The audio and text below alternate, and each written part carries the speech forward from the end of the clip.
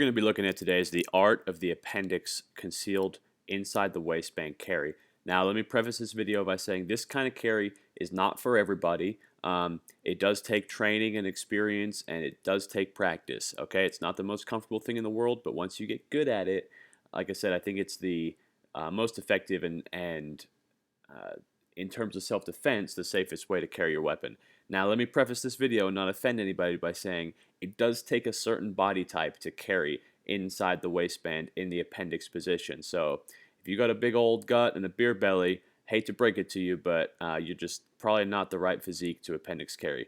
Not to be offensive, just is what it is. Let's get on to the video. Guys, welcome to the appendix inside the waistband carry video. I'm going to go over a couple of the pros and the cons and why I feel like the appendix carry is probably the most effective way to carry your concealed weapon. As you can see here, I got my Glock 43 and my Glock 19, both in identical G-code tactical inside the waistband holsters. I'm going to put links to these holsters in the description for you guys to check them out. I absolutely love them. The innovation and partnership with Haley Strategic to create such a great product. There is a video review on this holster earlier in the channel, but like I said, today we're going to focus on appendix inside the waistband carry. Alright, so for the purpose of this video, I do want to point out that I'm not going to be wearing a shirt over the top of the gun, just because, you know, for the purpose of this video, I don't find it necessary. So what appendix carry is meaning that you're carrying the weapon, obviously, almost directly in the middle of your body. For me, my belly button is right here, meaning that the barrel of the weapon, the top of the slide, is almost in the center of my body. There's a number of different belts. Usually, if I'm not wearing this belt's designed for the inner belt to go with my duty belt, but if I'm wearing a belt with a buckle, the buckle will usually be positioned over here. One of the great things about these videos, or excuse me, about this way of carrying, is it gives you the most versatility in position. So if I'm sitting down, I can still draw my garment up and draw. If I'm, hunched over, I can still draw my garment up and draw.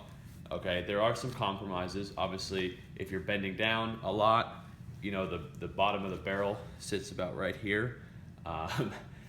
It's not always the most comfortable thing, but it'll teach you to squat, rather than bend down, which is what they say is better for your body and better for your back anyway. So that's one of the main things of appendix carry. It gives you a lot better draw capability, I believe. I've carried all types of places, whether it be here in appendix, which is recently my favorite, and training this way and training to carry this way, it takes a little bit to get used to, but it's now when you're used to it and when you're comfortable with it, I think it's the best. I'm going to put up a picture right here, and what this picture does is illustrate that kind of the stigma that goes along with appendix carry is that if anything were to happen, you'd shoot yourself directly in an artery and probably bleed to death pretty quick. Now, once again, if you're carrying in the proper, correct position, and as you can see here on the image, the barrel of the weapon, you might hit yourself in the leg if you were to shoot yourself, but based on a proper carry and where your arteries are, you shouldn't hit a major artery. Now, my wife carries off-duty a Glock 42 directly in the center of her body. She doesn't wear a belt, so she has a LAG tactical inside the waistband holster, which I'll put a picture of right here as well after this picture. And same thing. She trains, I train. We both know how to draw and reholster our weapons without shooting ourselves, which is a great help. This is my wife's Glock 42 with the Terran Tactical +2 extension. Like I said, she has a different style of holster. As you can see, it's a lot slimmer than the G-code holsters.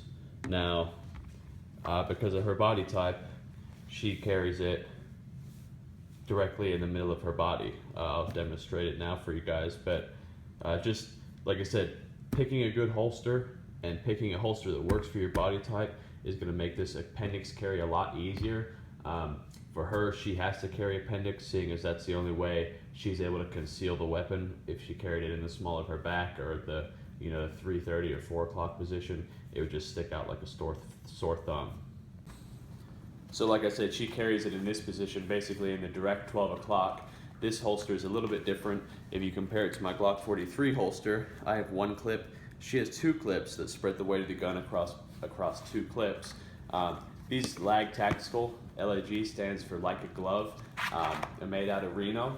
They come with 2 sets of clips. One's for inside the waistband like this. You can unscrew these clips, transfer it to be an outside the waistband holster. I've actually never carried this. This is a pretty comfortable holster. It ends about here, which for me doesn't interfere with any of my body. It's light, it's nice to carry. It spreads the weight between 2. And as long as you're wearing a belt that doesn't have a buckle, like I said, she doesn't wear a belt when she carries this. She just clips these to her jeans and doesn't have any issues drawing. I'm wearing this belt that doesn't have a buckle, so it's working for me. But if I was to be wearing a buckle belt, I'd probably have to have the buckle, off to the side here. I don't think it would be too comfortable to have it right in the middle. But like I said, I can draw this gun and reholster it without ever touching the trigger, making me feel perfectly safe carrying this weapon. We've had plenty of guns. None of them have ever just gone off by themselves. So, like I said, finding a holster that fits your body, finding a holster that's comfortable for you, that's going to instill confidence in the way you carry, is going to be the main thing. Try these holsters out before you buy them. See if you've got a buddy or somebody, or see if the gun store will let you, put it in your pants and give it a try. But this is incredibly comfortable for me. It's actually more comfortable, I think, than my G-code holsters, but that is what it is. So like I said, doesn't matter how you carry safely, train the way you fight. And here's another cool picture published by the NRA on an article they did about appendix carry.